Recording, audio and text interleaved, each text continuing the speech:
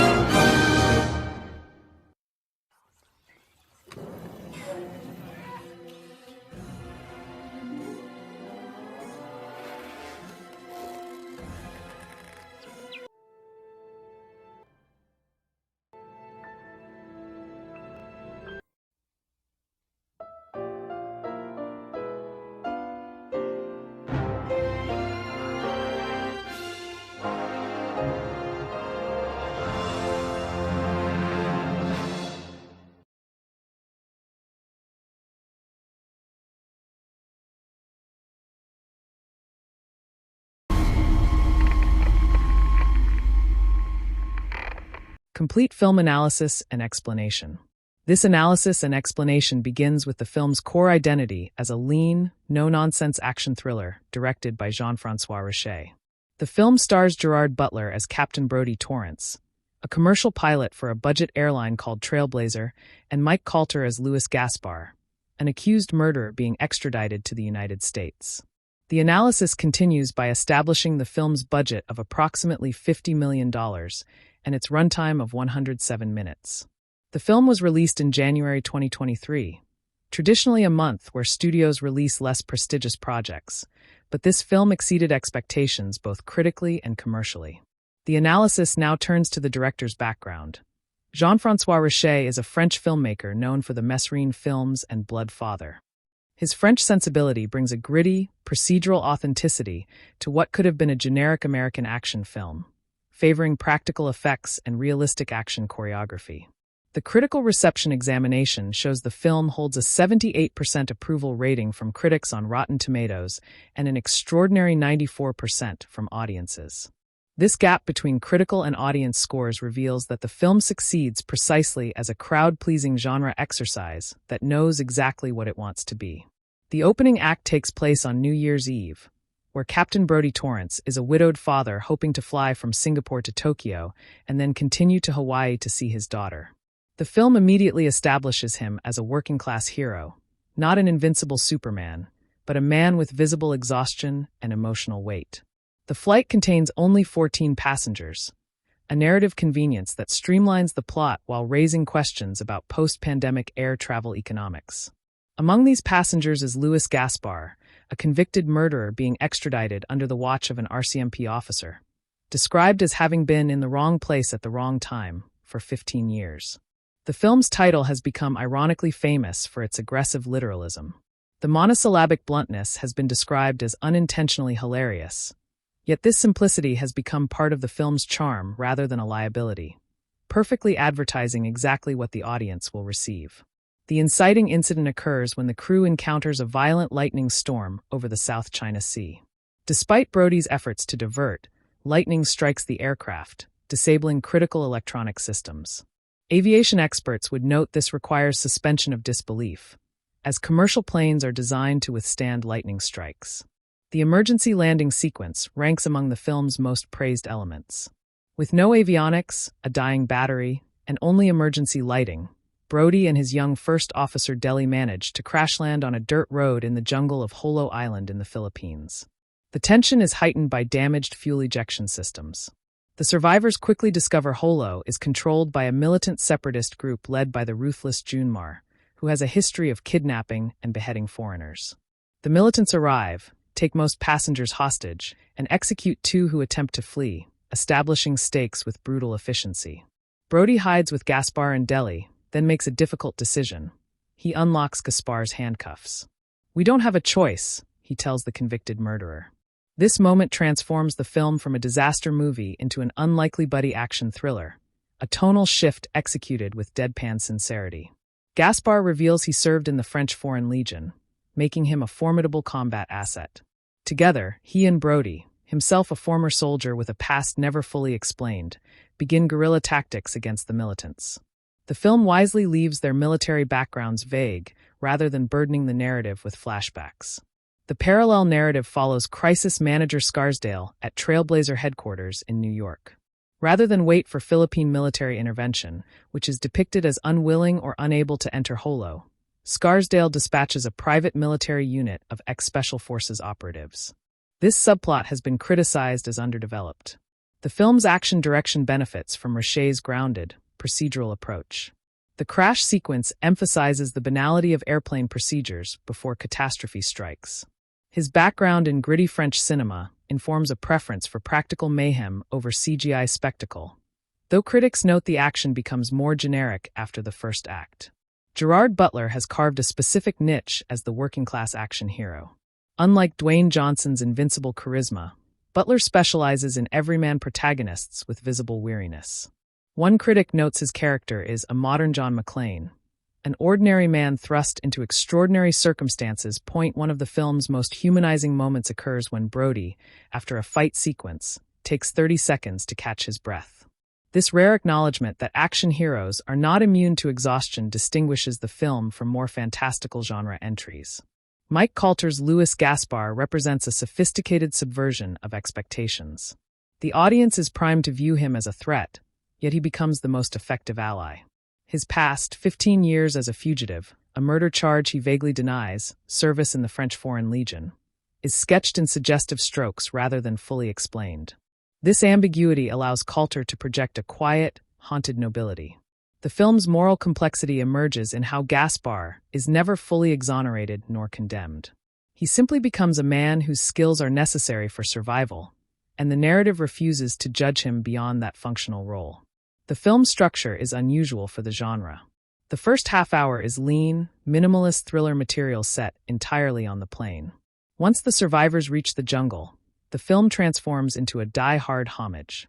The parallel storyline following Scarsdale has been criticized as introducing a character who ultimately contributes little.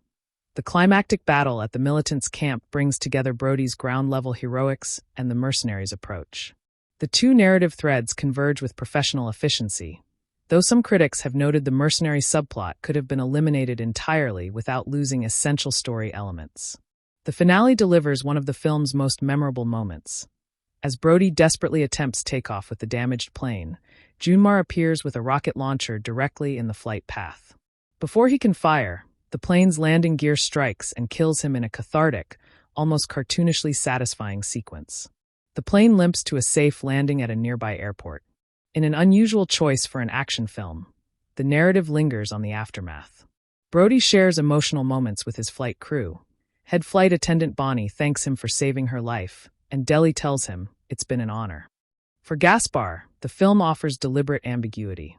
He disappears into the jungle with the mercenaries' $500,000 emergency fund, having earned Brodie's respect and a tacit nod of approval.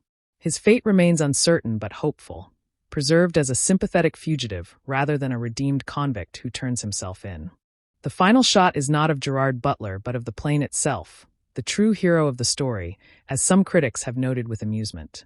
Brodie requests a moment alone with his aircraft, sheds a tear, and the camera lingers on the damaged machine as the final image. This unusual choice has been interpreted as either unintentionally hilarious or genuinely moving, depending on one's tolerance for sincerity in action cinema. The film takes its battered airplane seriously as a character, a vessel that protected its passengers against all odds.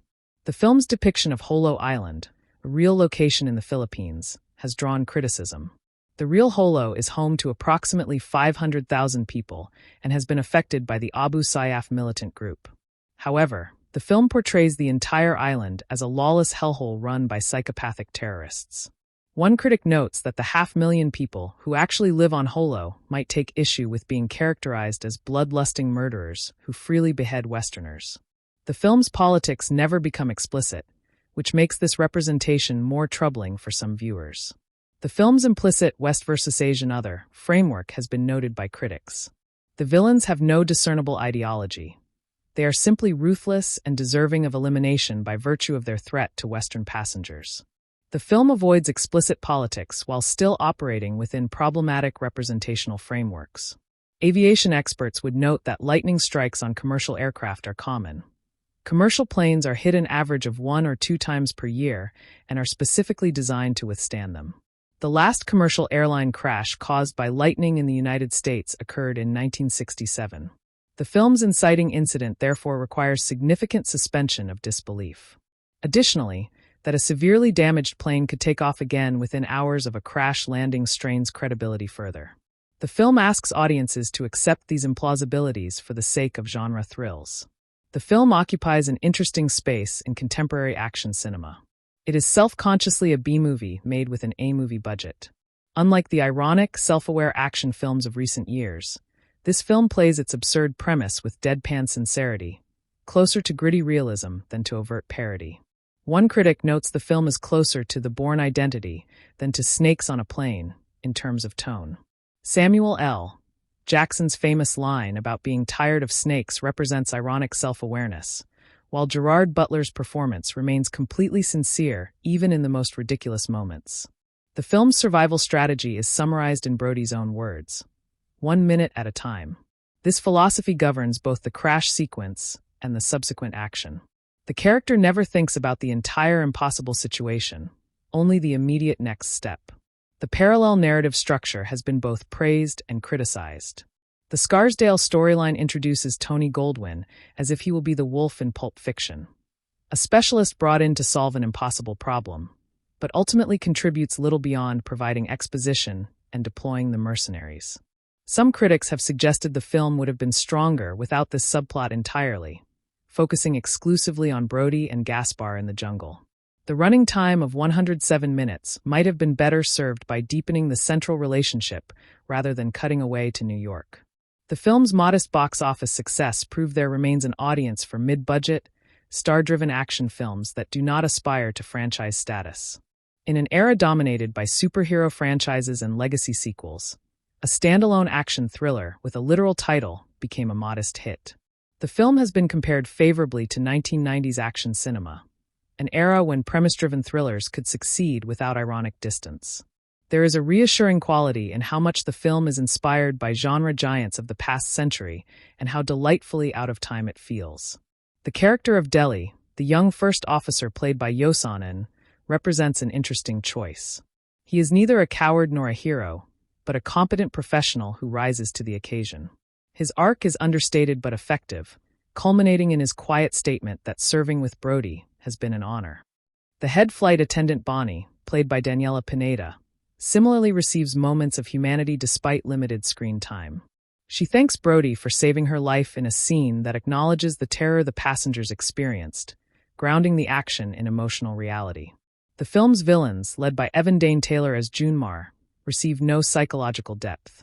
They are presented as purely malevolent forces of nature, obstacles to be overcome rather than characters to be understood.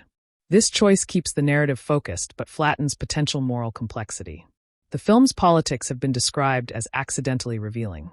The crisis manager Scarsdale explicitly rejects waiting for Philippine military intervention, sending American private mercenaries instead. This reflects actual geopolitical dynamics, while never acknowledging their problematic aspects. The $500,000 emergency fund that Gaspare takes at the film's conclusion raises questions about Trailblazer Airlines' operating procedures. Few commercial airlines carry $500,000 in cash on routine flights, but the film never addresses this implausibility. The nod between Brodie and Gaspare at the film's conclusion suggests mutual respect, but also understanding. Brodie will not report him. This ending preserves Gaspare as a sympathetic fugitive rather than forcing a moralizing conclusion. The film trusts the audience to decide how they feel about this outcome. The takeoff sequence has been described as more extreme than anything Tom Cruise's Maverick pulls off in Top Gun. This comparison to a beloved aviation action film indicates the sequence's effectiveness, even if the film overall cannot match the cultural impact of the Tom Cruise vehicle. The film's critical consensus notes that nobody is going to declare it a classic, but it remains an enjoyable, fast-paced, and surprisingly engaging diversion. This modest praise accurately captures the film's ambitions and achievements. The film cost $50 million to produce, a mid-range budget that allowed for practical effects and location shooting. In contemporary Hollywood, this budget sits uncomfortably between low-budget streaming fare and $200 million blockbusters, making the film's modest success notable. Gerard Butler has now saved the world from comets in Greenland, from weather in Geostorm, from terrorists in the Has Fallen series, and from remote islands in this film. This filmography reveals a consistent brand. Butler plays competent professionals who solve impossible problems through grit rather than superpowers. The film's release date of January 13, 2023, positioned it as early-year counter-programming. January is traditionally a month where studios release films with lowered expectations, making this film's positive reception even more surprising to industry observers. The film was released in the United Kingdom on January 26, 2023, with slightly different marketing emphasizing The Plane as an alternative title in some territories. This minor title variation has caused some confusion in international markets. The screenplay was written by Charles Cumming, a novelist known for spy thrillers and J.P. Davis. Cumming's background in realistic espionage fiction may explain the film's procedural attention to certain details, even as other elements remain fantastical. The film's 78% critics score on Rotten Tomatoes represents a certified fresh designation, meaning a majority of professional critics recommended the film. For a January action thriller with a literal title, this represents a genuine achievement. The audience score of 94% indicates that general viewers responded even more enthusiastically than critics. This gap suggests the film successfully delivered exactly what its target audience wanted, even if critics noted limitations in artistry and originality. The Empire magazine review praised the film positively, noting that Gerard Butler remains decent company for this sort of thoughtless silliness. This captures the film's appeal. It is not demanding but companionable, not profound but professionally crafted. The Guardian was more negative, writing that the film never takes off and represents junk that is easy for studios to dump in January. This dismissive review represents the minority critical opinion, but articulates the case against the film's artistic merits. IGN called the film the year's first big surprise, noting how surprisingly grounded it feels despite its preposterous premise. This recognition of the film's craftsmanship, even within a silly framework, represents the majority critical position. The film's ending, with Gaspare escaping into the Philippine wilderness, sets up potential sequels that have been discussed but not yet produced. A sequel titled Ship was reportedly considered, following the same formula on a different vehicle, continuing the aggressively literal naming convention. The film's dialogue is functional rather than quotable. No line has entered popular culture, unlike the memorable one-liners of classic action cinema. The film prioritizes efficiency over wit, which serves the procedural tone but limits its cultural footprint. The film's action choreography favors brutal efficiency over stylistic flourishes. Fights are short, violent, and exhausting. The characters do not perform martial arts sequences. They survive through desperation and occasional luck, reinforcing the everyman quality. The film's lighting and cinematography emphasize naturalism. The jungle sequences are not color-graded into exoticism, but presented with functional visibility. This choice distinguishes the film from more stylized action cinema, grounding it in Richer's French realist sensibility. The film received no major award nominations, which was expected given its genre positioning. Action thrillers rarely receive awards recognition unless they transcend genre constraints with exceptional craftsmanship or thematic ambition, which this film does not attempt. The film's legacy will likely be as a streaming favorite rather than a theatrical landmark. Its modest budget and positive reception suggest it will find a long life on digital platforms, where audiences seeking undemanding action entertainment will continue to discover it. The critical divide between professional reviewers and general audiences reflects the film's success as a crowd pleaser. It knows exactly what it is and delivers precisely that, without pretension or apology. For many viewers, this honesty is itself a virtue. The film's representation of Philippine geography has been criticized as inaccurate. Jolo is depicted as entirely jungle with no civilian population, while the real island contains substantial towns and infrastructure. This simplification serves narrative efficiency but erases real people. The film's treatment of the RCMP officer escorting Gaspare is notable. The officer is killed early, freeing Gaspare from legal constraints. This narrative convenience eliminates the moral dilemma of whether to free a prisoner, making Brodie's decision less ethically complicated. The film's gender politics are minimal, with only 2 significant female characters: the flight attendant Bonnie, and a brief appearance by Brodie's daughter via phone call. The film is not actively misogynist, but operates in a predominantly masculine genre space. The film's New Year's Eve setting provides temporal specificity, but little thematic resonance. Unlike similar films that use holidays to heighten emotion, this film barely acknowledges the date beyond establishing Brodie's desire to see his daughter. The film's opening scene establishes Brodie as a competent professional who handles a minor in-flight emergency with calm expertise. This prefigures his response to the larger crisis, establishing character through action rather than exposition. The film's middle section, set in the jungle, has been criticized as becoming generic. After the distinctive crash sequence, the film settles into familiar patterns of hostage rescue and guerrilla warfare. This generic turn represents the film's most significant artistic limitation. The film's final act, however, returns to aviation-specific thrills. The damaged takeoff sequence reclaims the film's identity as a plane movie rather than just another jungle actioner. This return to the film's premise provides satisfying closure. The film's sound design deserves mention. The crash sequence emphasizes the stresses and strains of the airframe, the dying battery, the failing systems. The sonics ground the disaster in physical reality before the action shifts to gunfire and explosions. The film does not feature a musical score that has been widely discussed or praised. The music serves its function without drawing attention to itself, which is appropriate for a film that prioritizes procedural realism over emotional manipulation. The film's visual effects are practical wherever possible, with CGI reserved for the most dangerous sequences. This choice gives the film a tangibility that digital-heavy action films sometimes lack, even when the premise remains implausible. The film's running time of 107 minutes represents efficient storytelling. No scene feels extraneous, even the criticized Scarsdale subplot. The film moves from incident to incident without lingering, respecting the audience's time and patience. The film's PG-13 rating in the United States indicates moderate violence without excessive gore. This rating maximizes potential audience while limiting the film's ability to depict the realistic consequences of gun violence and explosions. The film's marketing campaign emphasized the literal title and Gerard Butler's face. Trailers revealed most of the major action sequences, but not the takeoff death of Junmar, preserving the film's most satisfying moment for theatrical audiences. The film's status as a modest hit has inspired discussion of a potential sequel. Butler has expressed openness to returning, and the ending explicitly sets up Gaspare's continued survival. Whether a sequel materializes depends on streaming performance. The film can be understood as part of a microgenre, competence porn, in which the primary pleasure is watching a skilled professional solve problems. Films like this, Sully, and Flight share this appeal, though this film adds violence to the procedural elements. The film's title has become a minor meme, referenced ironically in discussions of literal film naming. This cultural footprint exceeds what most January releases achieve, even if the meme is essentially making fun of the film's lack of imagination.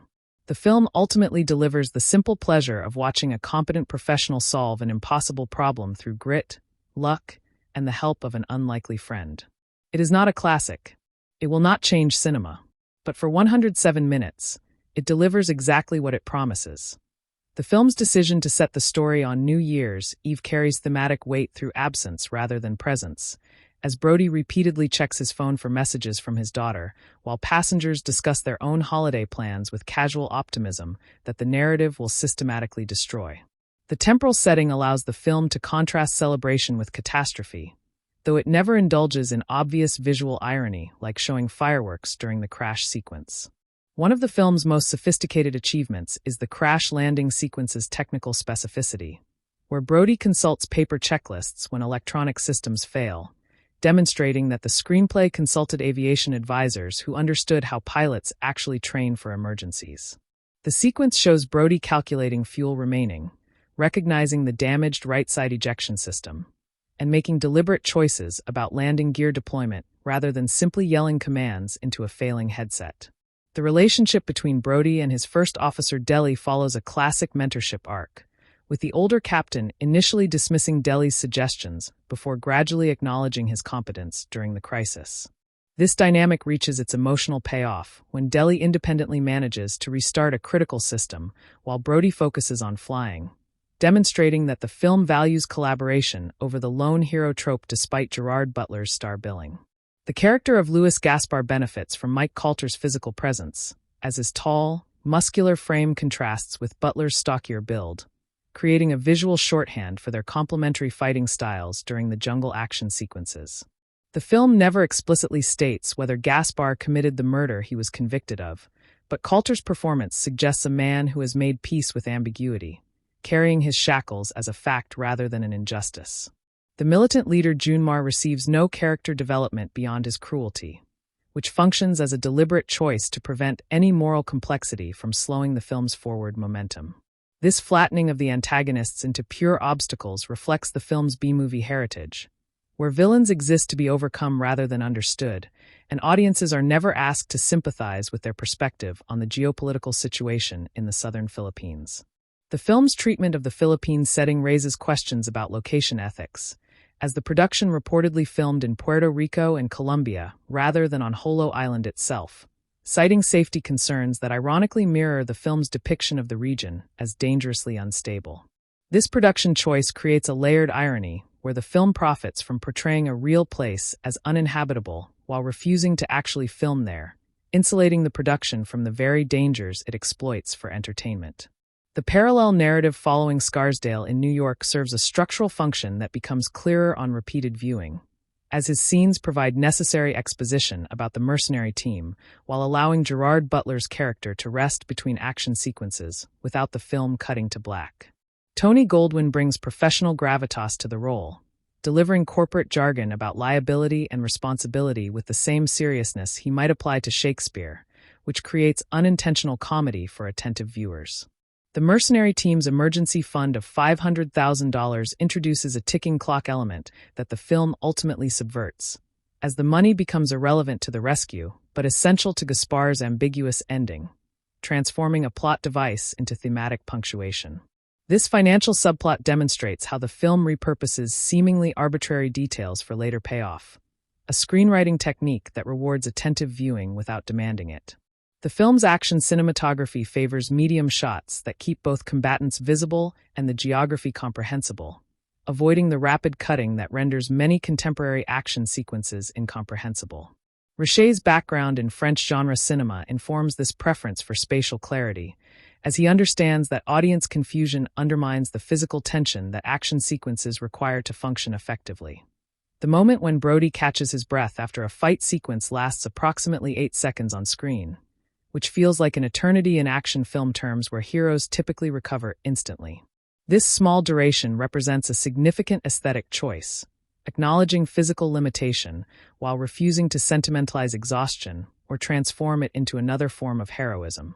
The film's sound design during the crash sequence deserves separate analysis for how it prioritizes the stresses of metal and the crackle of failing electronics over orchestral punctuation, creating an immersive experience that makes the subsequent jungle action feel comparatively conventional. The absence of music during the crash itself heightens realism, while the introduction of percussive scoring during the jungle sequences signals the film's genre shift from disaster movie to action thriller.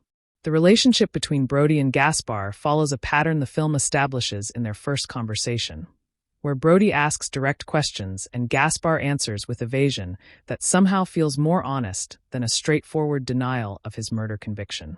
This dialogue pattern continues throughout the film, with Gaspare volunteering information about his military service, but deflecting questions about his crime, creating a character defined by what he refuses to say.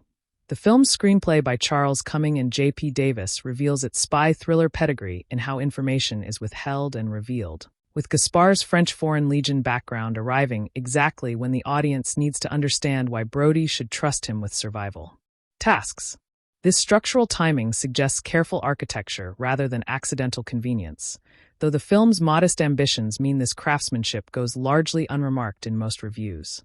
The scene where Brodie unlocks Gaspar's handcuffs carries additional weight when viewed as a parallel to the film's title, as both the plane and the prisoner become things that constrain movement while enabling survival once their limitations are removed or exceeded.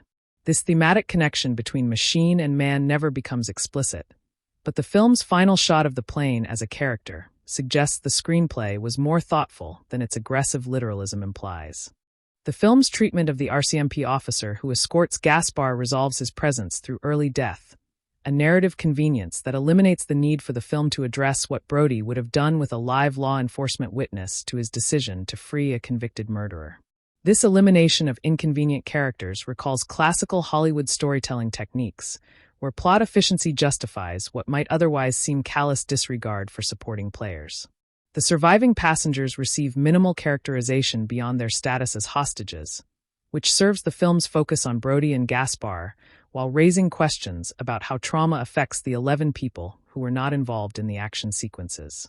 The film never shows the passengers processing their experience or discussing their captivity, a notable absence that prioritizes genre conventions over psychological realism. The jungle environment functions primarily as obstacle course rather than ecosystem, with terrain features appearing exactly when needed for tactical advantage and disappearing when the action moves to the militant camp. This video game logic serves the film's pacing while sacrificing any sense of environmental authenticity, though few action films in this budget range prioritize ecological accuracy over narrative efficiency. The film's lighting scheme shifts significantly between acts, with the plane interior using cold, practical lighting that emphasizes the blue tones of emergency systems, while the jungle scenes employ warmer, golden hour coloration that makes the green foliage pop against the actors' faces. This shift reflects the production design's understanding of how color temperature affects audience emotion, with cooler tones creating anxiety and warmer tones suggesting competence and control. The militant camp sequence features a tracking shot that follows Brodie through approximately 40 seconds of continuous action, a stylistic flourish that distinguishes the film from its more generic moments by demonstrating directorial ambition within limited resources. This shot does not announce itself with the ostentation of a typical long take, but its presence suggests Richer pushed for moments of craft even when the screenplay offered only standard hostage rescue beats.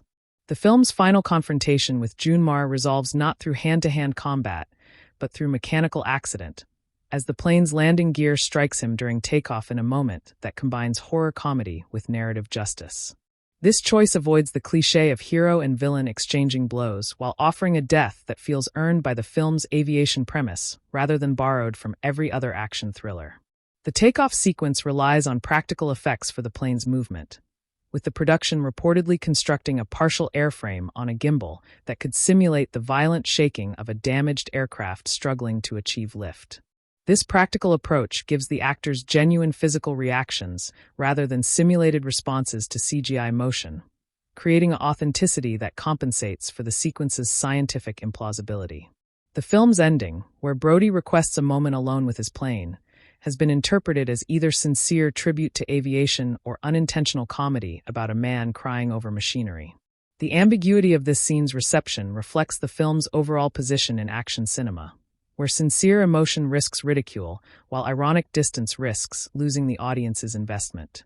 Gaspar's disappearance with the money creates a sequel hook that the film handles with unusual subtlety, as neither character discusses what will happen next, but their nod communicates mutual understanding about the impossibility of returning Gaspare to custody.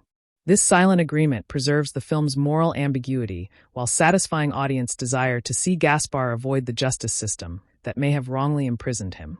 The film's budget allocation prioritized the crash sequence and the takeoff sequence while economizing on the jungle action, which explains why the middle section feels comparatively generic despite competent execution. This front-loading and back-loading of effects work represents a strategic decision to open and close with the film's most distinctive material while accepting conventional action in the midsection as acceptable filler.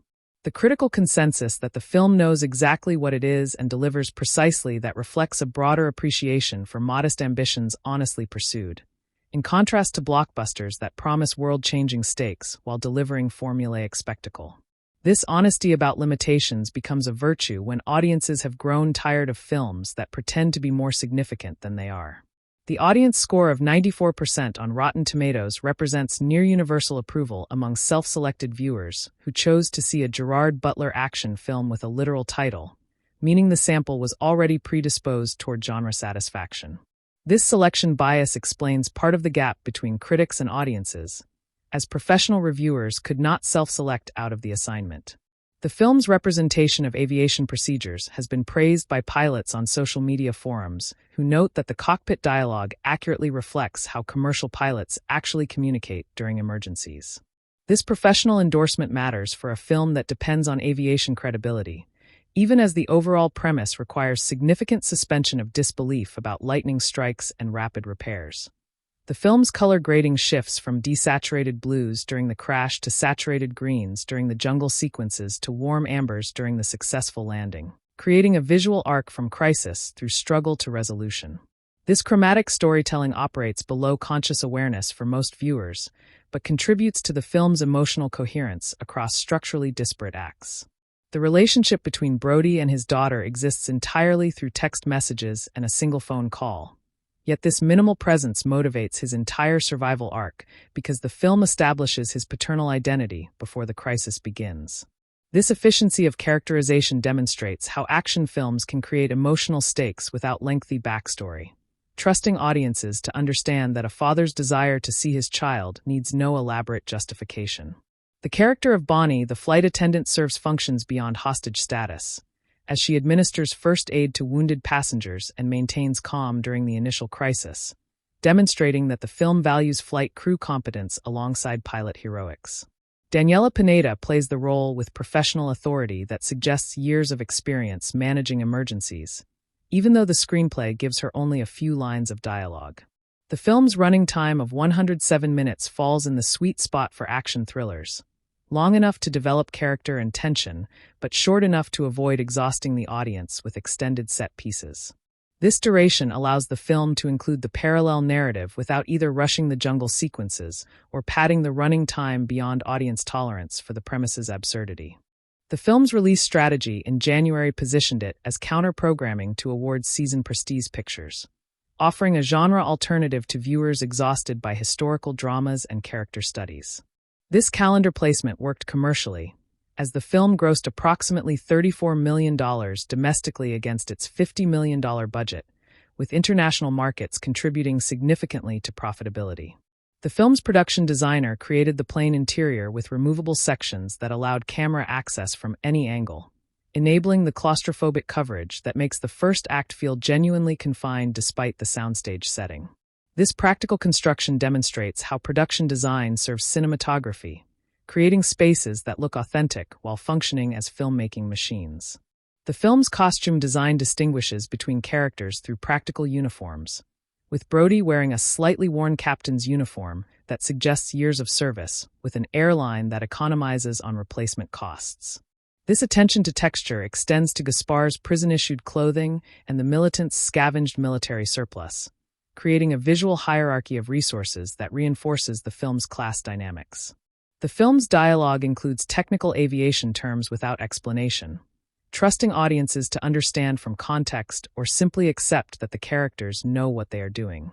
This refusal to dumb down the cockpit scenes distinguishes the film from thrillers that interrupt tense sequences with exposition about what various instruments measure and why their failure matters. The The film's antagonist Junmar drives a modified jeepney, a vehicle type associated with Philippine public transportation, which the production modifies with weapons and camouflage to suggest the militant group's integration with local infrastructure. This design choice adds texture to the villain's presentation while avoiding the cliché of technicals with mounted machine guns that appear in every jungle action film. The film's scene transitions employ audio bridges where the sound of one scene continues into the next, creating continuity across the parallel narratives. This technique smooths the cuts between Brodie in the jungle and Scarsdale in New York, maintaining tension even when the film leaves its protagonist for corporate exposition. The film's moral landscape presents violence as regrettable but necessary, with Brodie killing multiple militants without the cinematic celebration that accompanies action hero body counts in more jingoistic productions. This restraint appears in how the film avoids lingering on the dead and never shows Brodie smiling after a kill, maintaining his status as reluctant combatant rather than enthusiastic warrior. The film's representation of the Filipino military as unwilling to enter holo reflects actual historical dynamics, where the Philippine government has struggled to project power into certain regions, though the film simplifies a complex situation into convenient plot mechanics.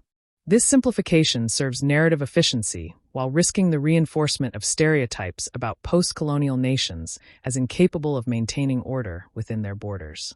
The film's final shot, lingering on the damaged plane as the score swells, represents a directorial choice that has been defended by Richer in interviews as acknowledging the aircraft as the film's true protagonist.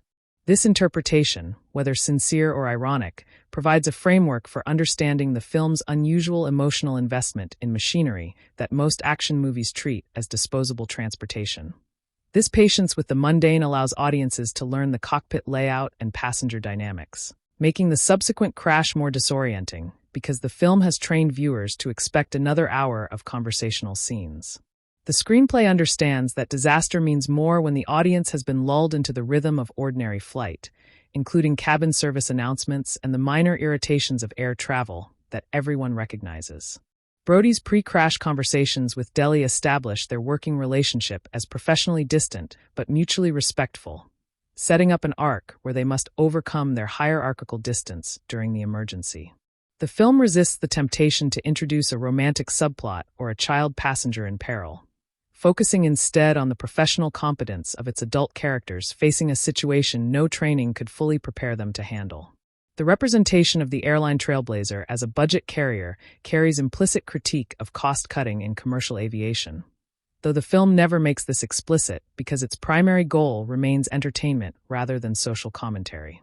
The worn seat fabrics and Deli's comment about the company skipping certain maintenance checks plant subtle suggestions that the aircraft's vulnerability to lightning might stem from deferred repairs rather than bad luck. This economic subtext adds texture for attentive viewers while remaining invisible to audiences focused on the action, a balance that sophisticated genre filmmaking achieves through indirection rather than preachiness. The film shows Brodie signing off on maintenance paperwork that notes an unresolved issue with the backup electrical system, a detail that pays off during the crash when that failed system might have prevented the emergency landing. This cause and chain of equipment failure mirrors actual aviation incidents where multiple minor issues combine to create catastrophe, grounding the film's implausible lightning strike in plausible systemic vulnerability. The character of Louis Gaspare benefits from a performance strategy where Mike Colter communicates interiority through stillness rather than speech, his face registering calculation during moments when other characters panic openly. This stillness creates the impression of a man accustomed to danger, who has learned that movement attracts attention and emotion clouds judgment, skills acquired during 15 years of fugitive survival. The film reveals Gaspar's combat training through his handling of the handcuff key, a moment lasting only 2 seconds where his fingers find the lock mechanism without looking, demonstrating muscle memory that no innocent civilian would possess. This small physical detail carries more characterization than pages of dialogue could achieve, showing rather than telling the audience that this man has picked locks before and will do so again. The mystery of Gaspar's actual crime never resolves because the film understands that ambiguity serves its purposes better than confession, allowing the audience to project their own assumptions onto his silence. The militant camp sequence introduces a hierarchy among the hostage-takers that the film exploits for tactical advantage, with Jummer's lieutenants displaying different levels of discipline and cruelty that Brodie observes before planning his assault. This internal differentiation prevents the villains from becoming a faceless mass, while still denying them the individual psychology that might complicate audience desire to see them eliminated. The film shows one militant showing kindness to a captured passenger by sharing water, then cuts away before revealing that character's fate, leaving ambiguity about whether every antagonist deserves the violence Brodie brings. This moral shading remains subtle enough to miss during a first viewing, but enriches subsequent watches, rewarding the audience's attention while maintaining the forward momentum necessary for action entertainment.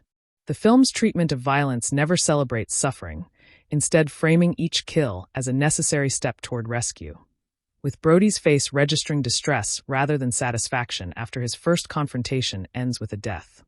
The parallel narrative following Scarsdale introduces an element of corporate cynicism that the film neither condemns nor endorses, showing the crisis manager calculating liability costs while also authorizing a rescue mission that saves lives. Tony Goldwyn's performance finds the humanity beneath the corporate armor, with small moments where Scarsdale pauses before speaking, choosing words that balance legal protection with genuine concern for the stranded passengers. The film suggests that Trailblazer sends mercenaries not out of altruism, but because a successful rescue costs less than the lawsuits following passenger deaths, a brutal calculus that reflects actual corporate decision-making without editorializing. This financial framing of rescue economics adds a layer of dark comedy for viewers who recognize the logic, as Scarsdale explicitly compares the mercenary contract cost against projected settlement payouts. The existence of this corporate subplot distinguishes the film from simpler rescue narratives where the government mobilizes without hesitation, acknowledging that in the contemporary world, private money often moves faster than public resources. The mercenary team introduced in Scarsdale's storyline receives minimal characterization because the film knows they function as reinforcements rather than protagonists, with their leader speaking only functional dialogue about extraction points and enemy force estimates. This narrative economy prevents the film from bloating its runtime with backstory for characters who exist to fire guns in the third act, trusting that audiences understand mercenary archetypes from decades of action cinema. The mercenaries' arrival on Holo coincides with Brodie's infiltration of the militant camp, creating parallel sequences that cross-cut between the two groups approaching the same location from different directions. This structural parallel allows the film to show the same events from multiple perspectives without repeating footage, as Brodie sees the mercenaries' arrival before he knows whether they are friend or foe. The moment of recognition between Brodie and the mercenary leader communicates through silent nods what dialogue would over-explain, a storytelling efficiency that characterizes the film's best directorial choices.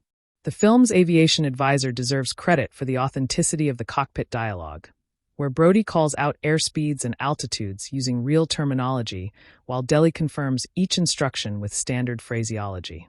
This authenticity extends to the emergency checklist procedure, where Brodie works through printed pages rather than memorized steps, reflecting how actual pilots handle crises by following documented protocols. The film shows Deli consulting the Quick Reference Handbook, a real document carried on commercial flight decks, while Brodie manages the controls, demonstrating how cockpit resource management distributes tasks during emergencies. The crash landing sequence includes the pilots calling Mayday 3 times, the international standard for distress calls, followed by Pan-Pan, for urgency when the situation degrades further. These details would escape most viewers, but signal to knowledgeable audiences that the film respects its subject matter, a respect that pays dividends in overall credibility even for viewers who cannot name the specific terminology. The geography of Holo Island as presented in the film compresses actual distances for narrative convenience, with the crash site, militant camp, and usable airstrip all located within walking distance despite real-world logistics requiring hours of jungle travel. This compression serves pacing by eliminating tedious travel sequences while preserving the sense of environmental threat, as characters never have time to rest between confrontations. The film implies that Brodie and Gaspare cover approximately 15 kilometers on foot during the second act, a distance that would require several hours of hiking that the screenplay condenses into montage and dialogue scenes. The production's choice to film in Puerto Rico's El Yunque National Forest provides authentic jungle texture, while allowing crew access to locations that real Holo's security situation would have made impossible to scout or secure. The resulting environments feel convincingly tropical without precisely matching Philippine flora, a substitution that serves the film's needs while avoiding the expense and danger of location shooting in the Sulu archipelago. The scene where Brodie and Gaspare argue about the morality of using violence against the militants reveals the film's ethical framework without becoming didactic, as Gaspare advocates for eliminating threats while Brodie hesitates to kill. This debate lasts approximately 90 seconds before the militants attack and force Brodie to act, a narrative resolution that suggests circumstances override principles rather than endorsing either character's position. The film never returns to this moral conversation, trusting that the audience has absorbed its themes without requiring thematic repetition or explicit conclusion. Brodie's eventual willingness to kill marks his transformation from civilian to combatant, a character arc that the film tracks through his decreasing hesitation between the first and third act confrontations. This transformation remains incomplete, however, as Brodie never becomes comfortable with violence, maintaining his everyman quality even after accumulating a double-digit body count during the rescue. The film's color palette shifts from the cold blues of the plain interior to the warm greens of the jungle to the harsh yellows of the militant camp's firelight, creating environmental distinction without directorial flashiness. The camp sequences employ high contrast lighting with deep shadows that conceal militants until they step into the firelight, creating jump scares that the film earns through patient setup rather than cheap shock tactics. The nighttime photography required the production to light large jungle areas with portable LED units, a technical challenge that the cinematography team solved by placing lights in trees and bouncing them off reflective panels. The resulting images maintain visibility while preserving the sensation of darkness, a balance that many action films fail to achieve by overlighting their night sequences until they resemble day-for-night fakery. The firelight sources appear motivated by actual campfires and torches, meaning the lighting serves both narrative logic and visual appeal, a dual function that characterizes professional cinematography. The film's editing rhythm accelerates noticeably during the crash sequence, with cuts occurring every 2 to 3 seconds during the most intense moments, then slowing to longer takes as the plane comes to rest. This variable cutting rate creates anxiety through visual fragmentation while allowing the aftermath to breathe, giving actors space to register shock before the next plot development arrives. The editor avoids the temptation to cut on every impact, instead holding on Brodie's hands working the controls while the plane shakes around him, keeping the audience anchored in his physical experience.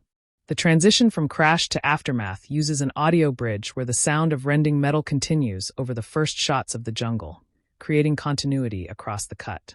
This attention to rhythmic pacing distinguishes the film from action movies assembled by editors who cut without considering emotional geography, instead creating a sequence that builds, climaxes, and resolves like a musical composition. The performance of Yoson and as Deli requires consideration because the character could easily become comic relief or cowardly foil, but the screenplay gives him moments of genuine heroism that earn the audience's respect. Deli's arc involves moving from deference to initiative, as he stops awaiting Brodie's instructions and begins making independent decisions that save lives during the hostage crisis. The film shows Deli administering first aid to a wounded passenger while militants search the wreckage, a quiet moment of heroism that occurs off the main action axis, but remains visible in the background of shots focused on Brodie.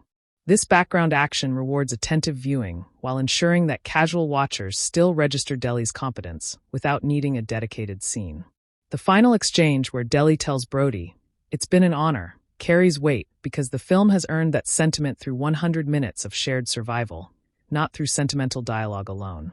The character of Bonnie, the flight attendant, receives a moment of agency when she distracts a militant by pretending to need medical attention, creating an opportunity for Brodie to ambush her captor.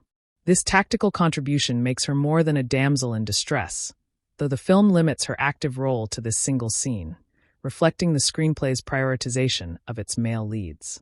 Daniela Pineda plays Bonnie with the exhausted competence of someone whose job requires maintaining calm while everything goes wrong, a performance that suggests years of experience managing emergencies from cabin pressure losses to passenger medical incidents. The film includes a brief shot of Bonnie comforting a crying passenger during the hostage march, a moment that takes 3 seconds but communicates her role as emotional support for the survivors. This economy of characterization demonstrates how the screenplay provides function for supporting players without expanding the runtime to accommodate their backstories. The militant leader Jummer's introduction scene establishes his cruelty through a single action when he executes a passenger who attempts to run, then addresses the remaining hostages with calm menace. Evan Dane Taylor plays June Mar with low-effect intensity, his voice never rising above conversational volume, while his hands remain visible and weapon-ready at all times. The film denies June Mar any monologue explaining his motivations or grievances, instead presenting him as a pure antagonist who needs no justification beyond his threat to the protagonists. This refusal to humanize the villain distinguishes the film from contemporary action cinema that often provides sympathetic backstory for antagonists, instead returning to an older tradition where evil simply exists and must be opposed.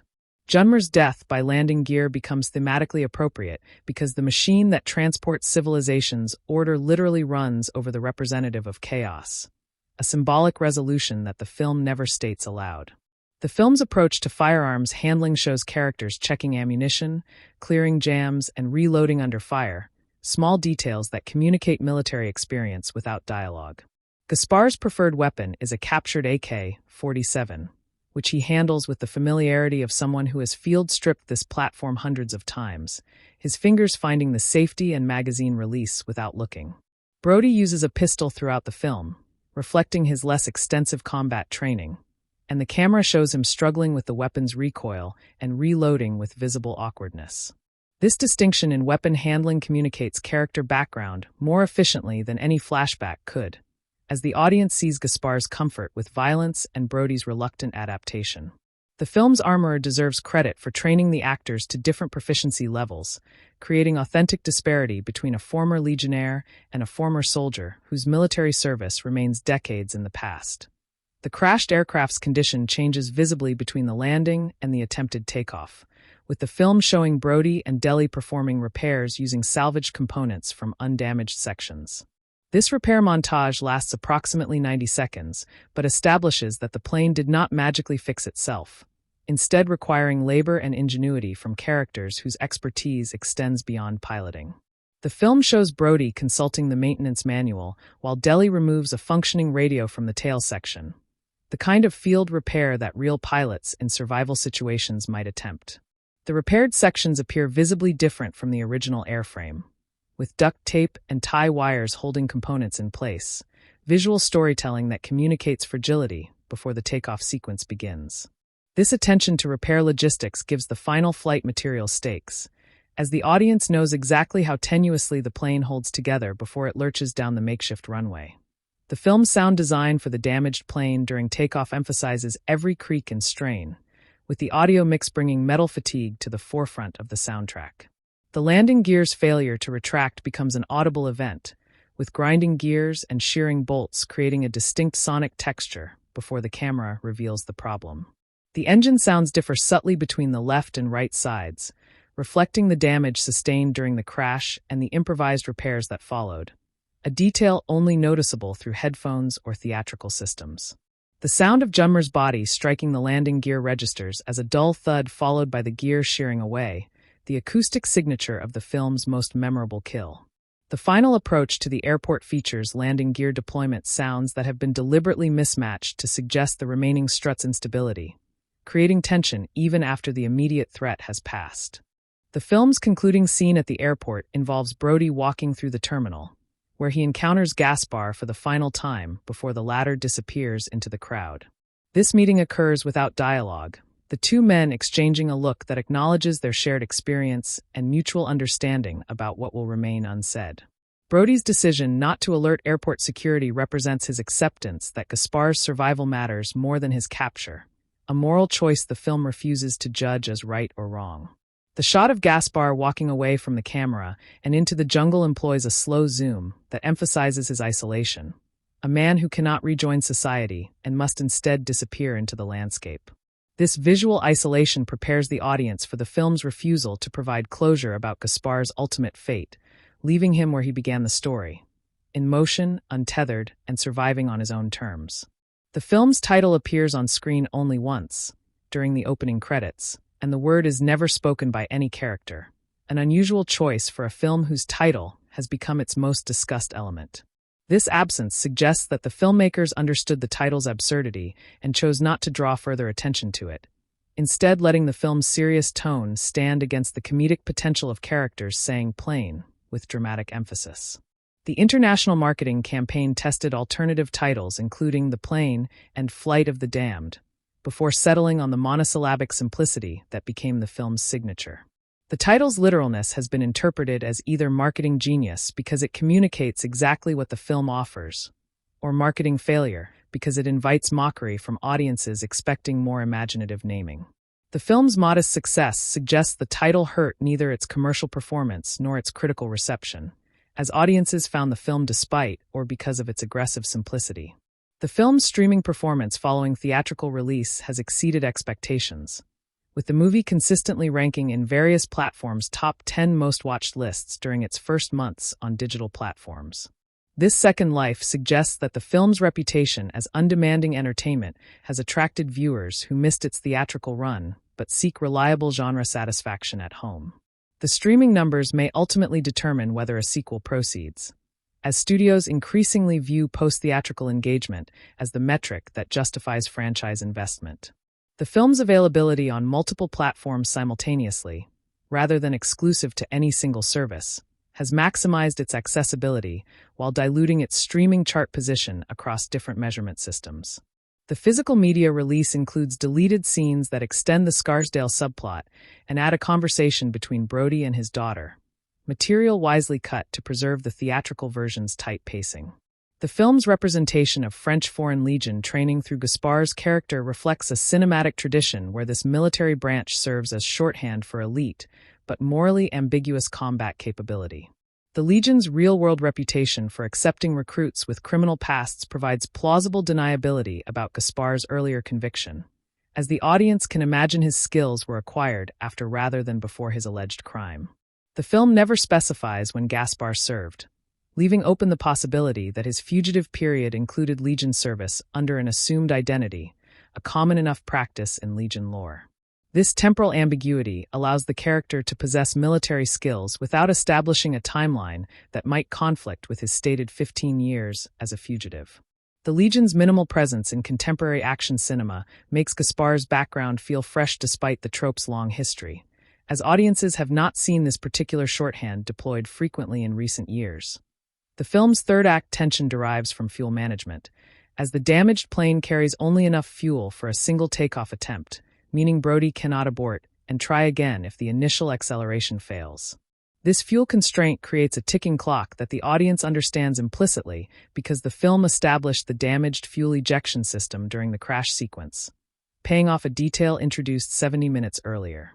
The takeoff sequence shows Brodie calculating his decision point, the moment when he must commit to liftoff or abort, which he narrates aloud to Deli as the plane accelerates down the runway. This verbalization of pilot procedure gives the audience access to Brodie's decision-making process, transforming abstract tension into specific, comprehensible stakes. The engine sputtering that occurs at the exact calculated decision point creates a moment of pure cinema where character, plot, and theme converge on a single throttle lever. The film's critical reassessment in the months following release has led some writers to argue that the movie functions as a secret comedy, pointing to the title, the landing gear kill, and the final shot of the plane as evidence of intentional humor. This interpretation gains support from director Richet's French background, as European directors working in American genres often infuse ironic distance that American audiences mistake for sincere execution. The film's refusal to wink at the camera or undercut its dramatic moments with comic relief suggests either total commitment to sincerity or the most deadpan irony in contemporary cinema. Interviews with cast members reveal that Gerard Butler played every scene with complete seriousness, while Mike Colter occasionally suggested humorous line readings that the director rejected. The truth about the film's intended tone remains ambiguous, which may be the most sophisticated aspect of a movie whose title is plain. The film's influence on subsequent action cinema appears minimal, but detectable in the increased number of literal titles announced for development, including Car, Train, and Building as potential projects. This naming trend, whether inspired by this film's success or coincidental, suggests studios have noticed that clear communication of premise can function as marketing. The film's modest budget and solid returns have been cited in industry analyses as evidence that mid-budget action remains viable despite the streaming revolution and franchise dominance. Studios seeking to replicate the film's success would need to replicate its combination of efficient storytelling, practical effects, and stars willing to work for reduced salaries in exchange for creative control.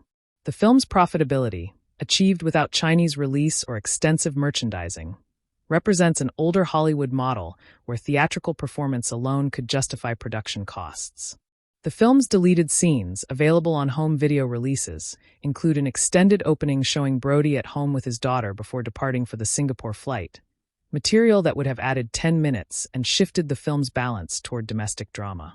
The theatrical cut's decision to establish Brodie's paternal motivation through phone calls rather than scenes together reflects the filmmakers' understanding that action audiences tolerate family stakes, but prefer them delivered efficiently.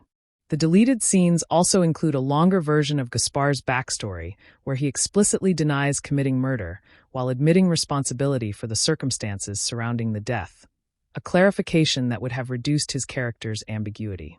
The removal of this confession preserves the mystery that makes Gaspare compelling, demonstrating editorial judgment that understands ambiguity as a virtue rather than a problem requiring solution. The assembly of the theatrical cut represents the film at its best, with the deleted material interesting as artifacts but correctly excluded from the final version.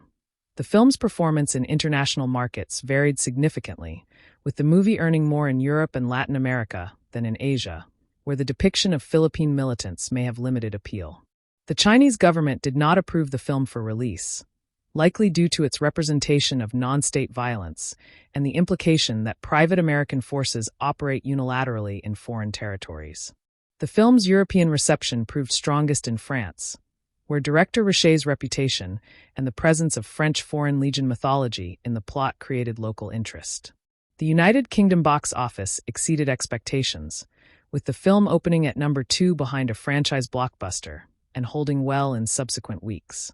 These regional variations suggest that the film's appeal correlates with cultural distance from its setting, as audiences further from Southeast Asia may find the premise more comfortably fantastic.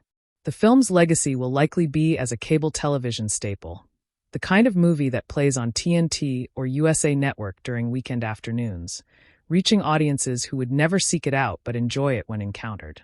This afterlife on basic cable represents the traditional destination for mid-budget action films before streaming disrupted television economics, a return to form for a genre that once thrived in syndicated rotation.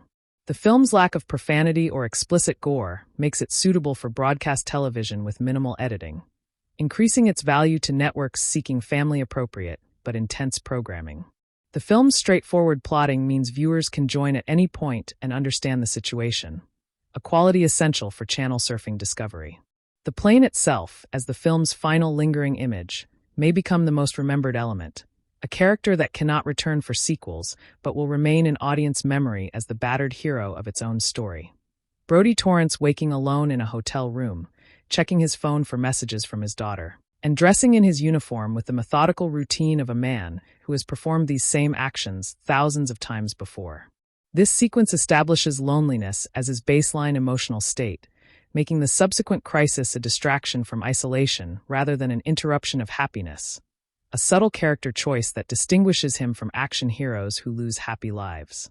The hotel room's anonymity suggests a man who lives in transit, whose home is wherever his airline sends him, and whose relationships must survive through screens and scheduled calls. Brodie's pre-flight ritual includes calling his daughter and reaching voicemail, establishing a pattern of missed connections that the film will resolve through survival rather than conversation. The screenplay understands that audiences infer character from behavior, not biography, so it shows Brodie making his bed before leaving the hotel room, a small detail suggesting orderliness that will serve him during the chaos ahead. The character of Delhi, the first officer, receives his introduction during the pre-flight inspection, where Brodie quizzes him on emergency procedures, establishing both the hierarchy between captain and subordinate and Delhi's thorough preparation. This scene reveals Delhi has memorized the entire emergency checklist, a detail that pays off during the crash when Brodie calls for procedures and Deli recites them from memory without consulting the manual. The film shows Deli helping a passenger with a connecting flight concern before takeoff, demonstrating that his competence extends beyond the cockpit to genuine care for the people on his aircraft. This passenger interaction, lasting approximately 20 seconds, makes Deli's later heroism feel earned because the audience has seen him treating strangers with kindness before the crisis began.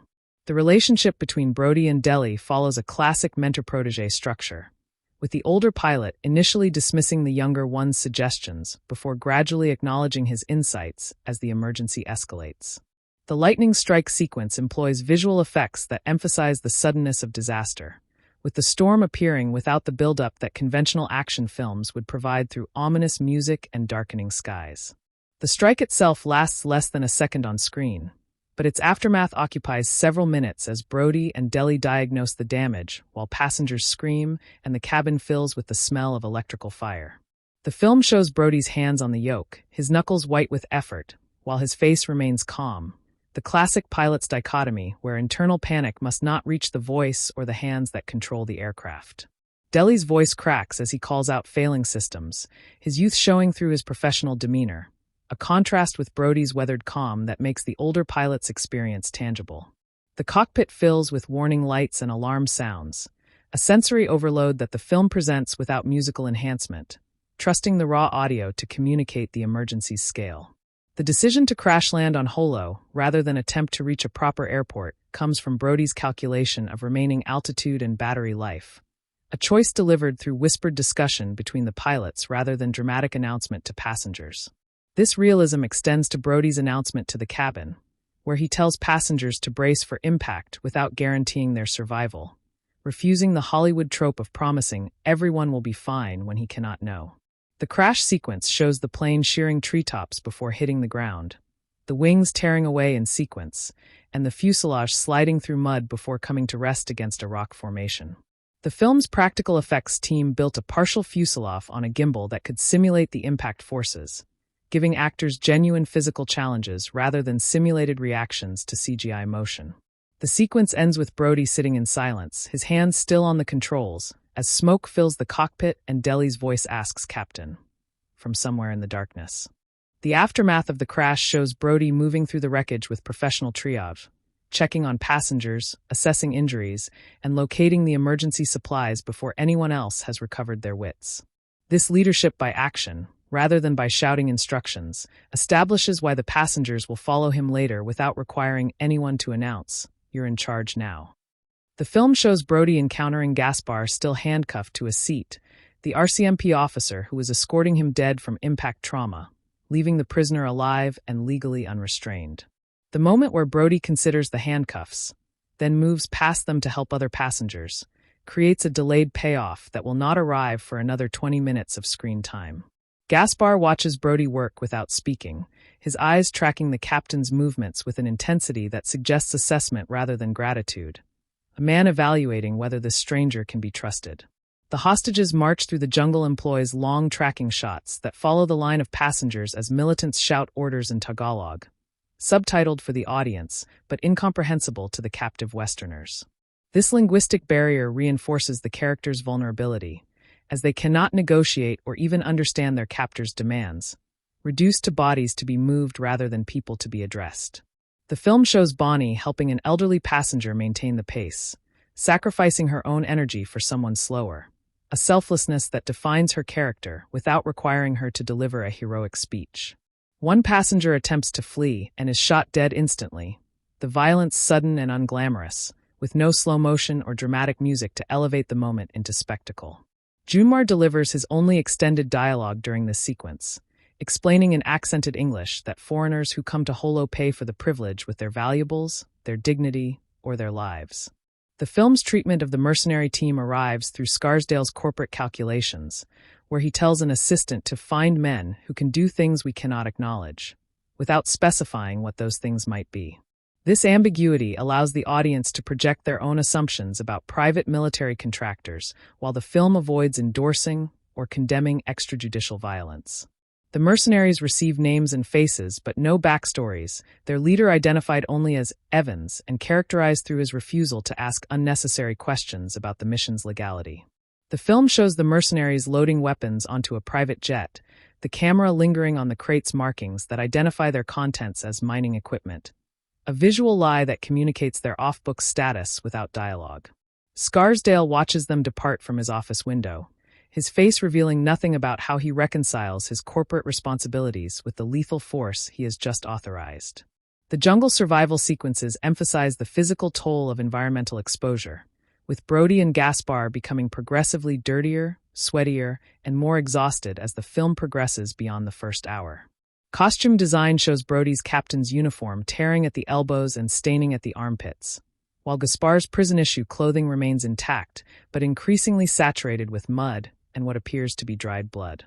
The film includes a scene where both men drink from a stream without boiling the water, a detail that would trouble epidemiologists but communicates their desperation more effectively than dialogue about dehydration. Brodie complains of a headache that he attributes to stress, but attentive viewers recognize as early dehydration, a symptom that will worsen before the film provides a water source. The jungle sounds continue through dialogue scenes, with insects and birds providing an environmental score that makes the silence of the militant camp feel unnatural by comparison. The tactical planning sequence where Brodie and Gaspare discuss rescuing the hostages reveals their different approaches to violence, with Gaspare advocating for a direct assault while Brodie insists on reconnaissance first. Gaspare draws a map in the dirt using a stick, showing the camp layout from memory after observing it during his capture, a detail that suggests he was studying his enemies while they thought him merely a captive. Brodie questions how Gaspare knows the number of guards, and Gaspare answers, "I counted," a response that implies a mind trained to assess threats even when handcuffed and surrounded. The film shows Gaspare field stripping a captured weapon while explaining his plan, his hands working independently of his words, a visual representation of muscle memory that conflicts with any claim of civilian innocence. The scene ends with Brodie agreeing to the assault, but insisting they attempt to avoid killing unless necessary, a condition Gaspare accepts without believing it will survive contact with the enemy. The militant camp's geography, as established in the planning sequence, becomes crucial during the assault, with the film cutting between Brodie's infiltration route and Gaspar's simultaneous approach from the opposite direction. This parallel editing creates spatial coherence while maintaining tension, as the audience knows where each character is relative to the other and to the hostage's location. The film shows Brodie disabling a sentry through chokehold rather than a knife, a choice that reflects his stated preference for non-lethal methods while demonstrating he possesses the skills to kill if required. Gaspare, conversely, kills two militants in quick succession using a blade, his method efficient and silent, his face showing no emotion during or after the act. This contrast in tactics communicates character without dialogue, as the audience sees Brodie's restraint and Gaspar's pragmatism expressed through action rather than conversation about their respective philosophies. The film's use of firelight during the nighttime camp sequences creates opportunities for shadow play where the audience sees characters before they are revealed to each other, building suspense through visual information asymmetry. One sequence shows Gaspare moving through the camp while militants pass within feet of his position, the shadows concealing him from them while the camera tracks his progress in relative visibility. The film avoids the Hollywood trope of villains who cannot see in darkness, instead showing militants squinting and pausing, their vision impaired in ways that make Gaspar's success feel earned rather than gifted. The hostages are kept near a central fire that illuminates their faces while blinding them to anything beyond the firelight, a visual metaphor for their helplessness that the film never states aloud. Bonnie notices Gaspare moving in the darkness but does not alert the militants, her silence representing an act of faith that the film has earned through her earlier observations of his character. The rescue sequence where Brodie reaches the hostages involves him cutting their restraints with a knife while whispering instructions to remain silent, each freed passenger becoming a potential liability if they panic or make noise. The film shows an elderly passenger beginning to cry with relief, and Brodie placing a hand over the man's mouth, a moment of necessary harshness that prevents discovery while acknowledging the humanity of the response. Deli helps guide passengers toward the extraction point, his role expanding from co-pilot to ground leader, a transition that the film tracks through his increasingly confident physical movements. The moment when a child passenger stumbles and cries out, alerting a nearby militant, provides the sequence's central tension, resolved when Gaspare kills the guard before he can raise the alarm. This child's presence, established in a single shot during the boarding sequence, pays off as the emotional stake that justifies every violent act in the rescue. The parallel editing during the extraction reaches its peak when Brodie, Gaspare, and the hostages converge on the extraction point simultaneously with the mercenaries' arrival, creating a three-way convergence that could result in friendly fire if communication fails. The film shows Evans, the mercenary leader, recognizing Brodie's civilian clothing and calling out "friendly" to his team, a moment of training overcoming instinct that prevents the disaster the audience has been conditioned to expect. The mercenaries and Gaspare regard each other with mutual suspicion, professionals recognizing professionals, their brief exchange of nods communicating more than pages of dialogue could deliver. Brodie refuses the mercenaries' offer to extract him separately from the passengers, insisting that everyone leaves together or no one leaves at all, a leadership moment that defines his character's moral center. The group moves toward the damaged plane as gunfire erupts behind them, the militants recovering from the assault and pursuing the escaping prisoners. The takeoff sequence's technical specificity deserves examination for how it balances aviation authenticity with dramatic necessity, showing Brodie calculating runway length, fuel remaining, and obstacle clearance before committing to departure. The film establishes that the makeshift runway is only 300 meters longer than the plane's minimum takeoff distance, meaning any error in technique or any degradation in performance will result in catastrophe.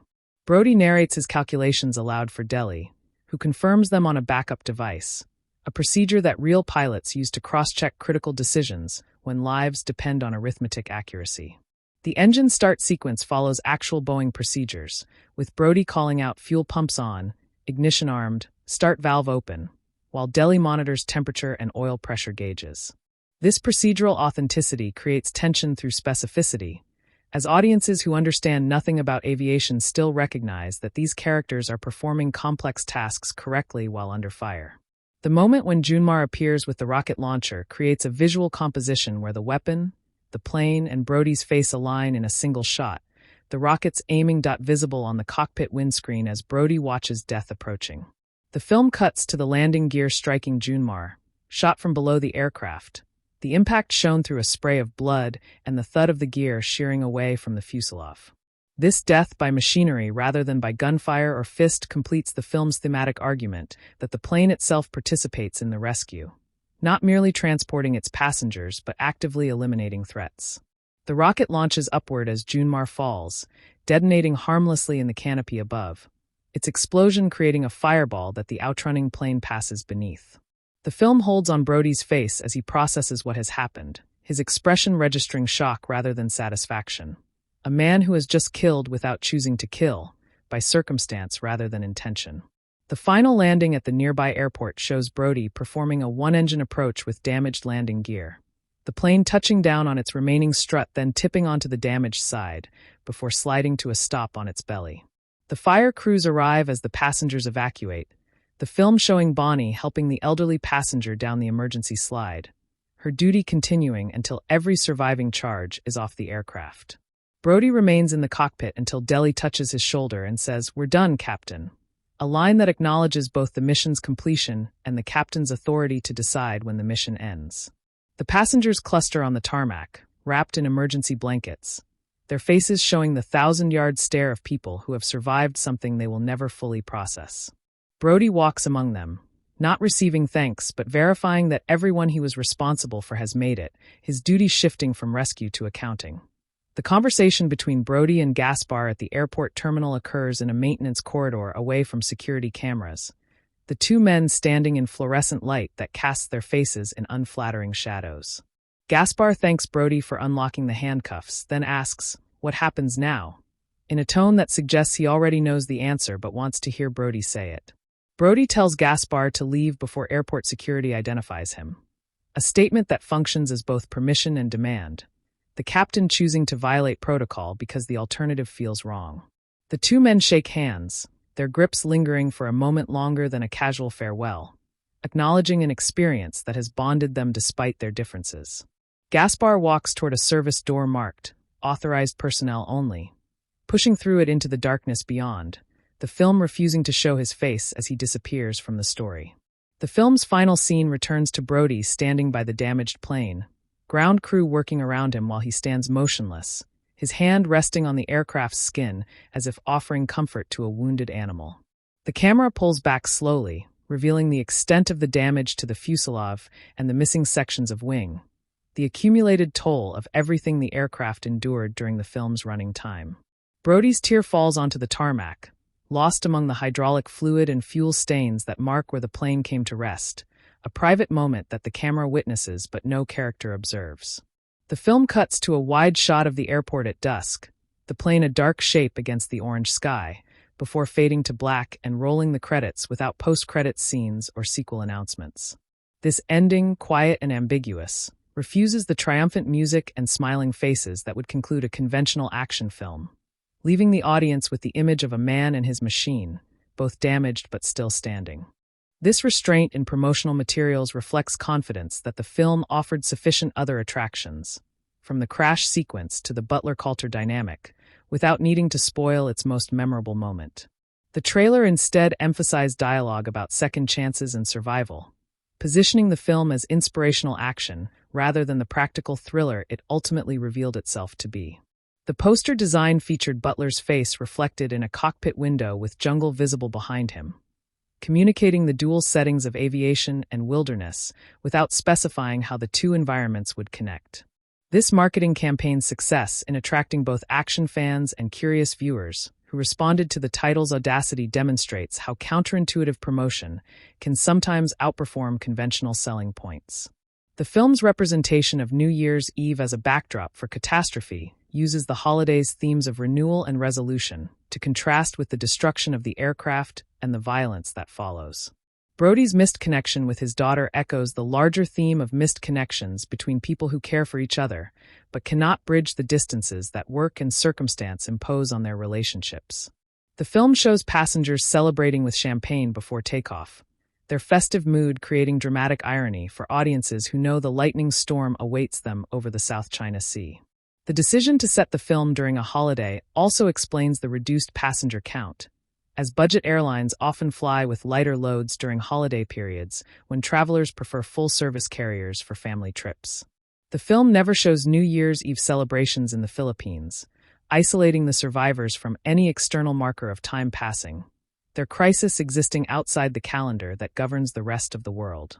The dynamic between Brodie and Gaspare shifts notably after their first successful firefight, where Gaspare saves Brodie's life by shooting a militant who had flanked the captain's position.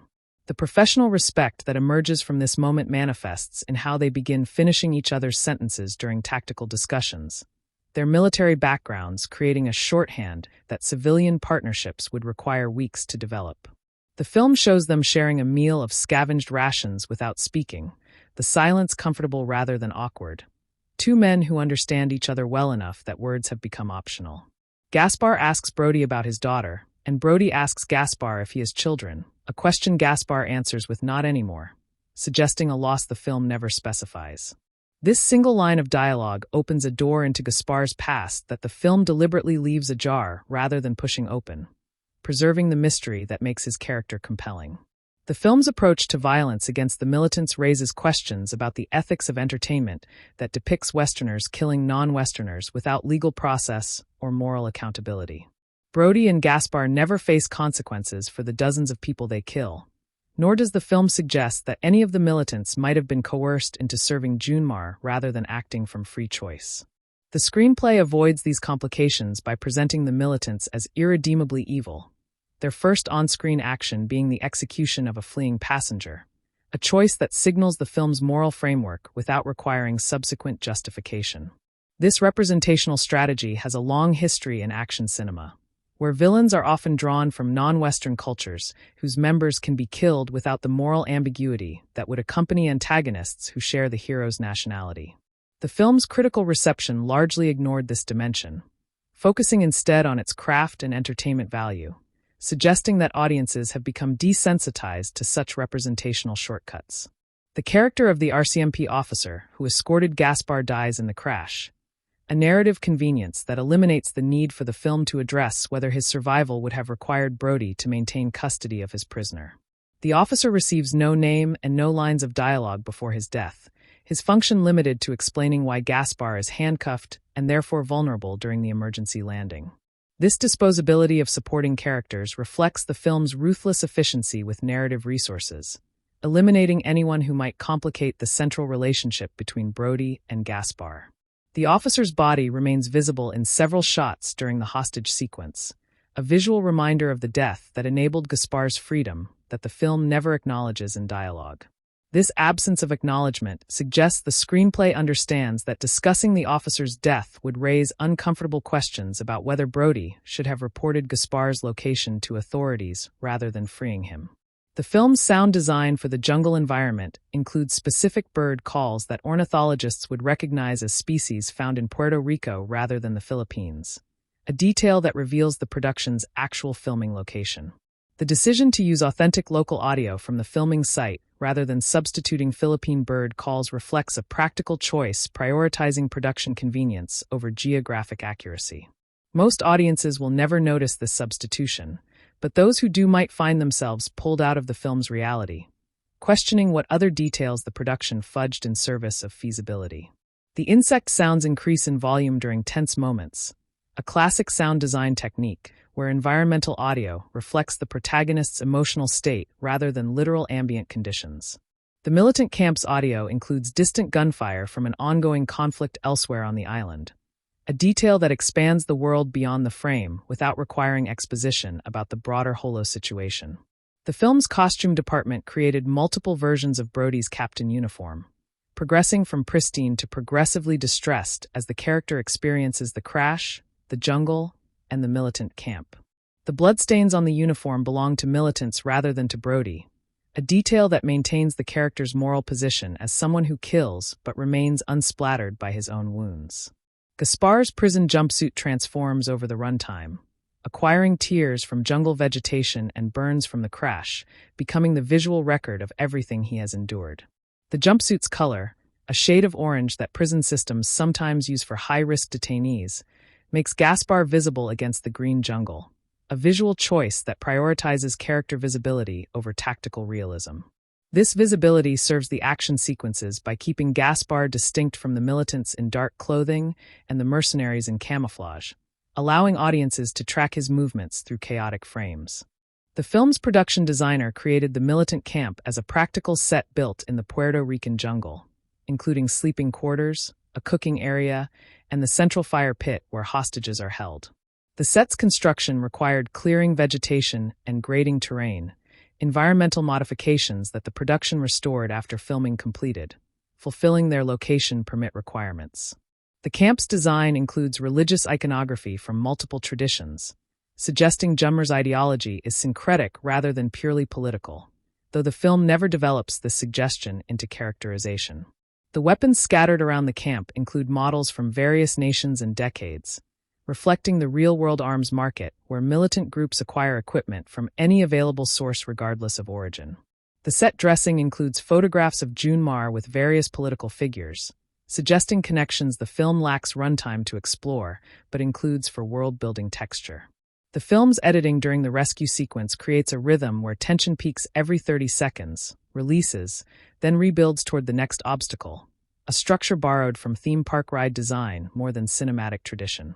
This rhythmic approach keeps audiences engaged through constant micro-escalations, preventing the boredom that can set in during extended action sequences without clear structure. The editor uses reaction shots of the hostages to remind audiences of the stakes, cutting to Bonnie's worried face or the elderly passenger's trembling hands between shots of Brodie and Gaspare eliminating guards. The sound design supports the editing rhythm by dropping to near silence during stealth moments, then exploding with gunfire and screams when violence occurs, the contrast heightening each violent beat. The sequence ends with a sustained note of music that continues across the cut to the extraction, bridging the rescue's climax with its aftermath in a single sonic gesture. The film's portrayal of the Philippine government's absence from the story reflects a narrative choice that avoids engaging with questions of sovereignty and international intervention. The characters never mention contacting the Philippine military or police, treating Holo as a lawless space where only private actors can restore order and protect Western lives. This framing implicitly accepts the premise that post-colonial nations cannot or will not protect their own territory, requiring Western intervention to resolve crises within their borders. The film's politics, never explicit, nevertheless communicate assumptions about global hierarchies that place American and European lives as more worthy of cinematic rescue than the Filipino civilians who presumably also live on Holo. The film would have required significant rewriting to address these dimensions, and its commercial success suggests audiences either accept its assumptions or simply do not notice them. The film's climactic takeoff sequence required the construction of a practical runway in the Puerto Rican jungle, a dirt strip cleared of vegetation and graded to provide a surface the production's aircraft models could plausibly use. The sequence was filmed over several nights, with lighting towers positioned to illuminate the runway while keeping the surrounding jungle in darkness, creating the visual contrast of the final image. The aircraft used for takeoff shots was a full-scale mock-up mounted on a truck chassis, allowing the production to film the plane moving down the runway without risking actual aviation assets. The camera was mounted on a second truck that drove parallel to the aircraft, creating the side-by-side tracking shots that put audiences alongside the landing gear during Jummer's death. The explosion that follows the rocket launch was achieved with practical pyrotechnics, the fireball's size calibrated to read on camera while remaining safe for the crew operating at a distance. The film's final dialogue exchange between Brodie and Deli occurs as they exit the crashed plane for the last time, with Deli telling Brodie, "It's been an honor," in a tone that suggests he means it literally rather than as a figure of speech. Deli's character arc completes here, moving from the young officer who needed Brodie's approval to the professional who earned his place through actions rather than words. Brodie's response is a nod, the same gesture he exchanged with Gaspare earlier, suggesting that for him, acknowledgement is the highest form of praise he knows how to offer. The two men separate on the tarmac, Deli rejoining the passengers while Brodie walks toward emergency personnel, their professional relationship ending as it began, with hierarchy observed and respect unspoken. This understated conclusion to their arc contrasts with the film's action sequences, providing emotional variety that makes the quieter moments feel earned rather than obligatory. The film's treatment of Bonnie, the flight attendant, reaches its emotional peak when she thanks Brodie for saving her life, a scene that could feel manipulative but lands because Daniela Pineda plays it without tears or tremulous emotion. Bonnie's thanks are practical rather than effusive, acknowledging Brodie's role while also noting that she helped by keeping passengers calm during the hostage crisis, refusing to cast herself as a passive victim.